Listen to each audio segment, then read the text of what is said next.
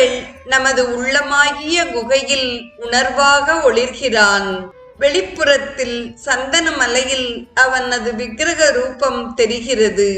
தேவ சேனைகளை கொண்டு சூரபத்மனை அழித்ததால் முருகனுக்கு சேனாபதி என்ற பெயர் வந்தது. பிரகர்ஷேன பவதி இதி பிரபுஹு. பிரபு என்ற சொல்லிற்கு சிறப்புற்று விளங்குபவர் என்று பொருள். சிறப்புற்று விளங்குபவர்களிலெல்லாம் சிறப்புற்று விளங்குபவன் இறைவன்.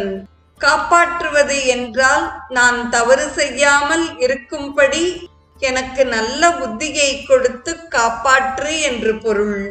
ஆதிசங்கரரின் இந்த வலிமையான பிரார்த்தனையானது உலகில் பிறந்து உழன்று அவதியுறும் மக்கள் எல்லோரையும் கருதி கந்தன் என்றென்றும் அவர்களை காத்து ரட்சிக்க வேண்டும் என்று முருகனிடம் வேண்டுகிறாரே அன்றி அவருடைய நன்மைக்காக இவ்விதம் இறைஞ்சவில்லை என்பதை நாம் புரிந்து கொள்ள வேண்டும்.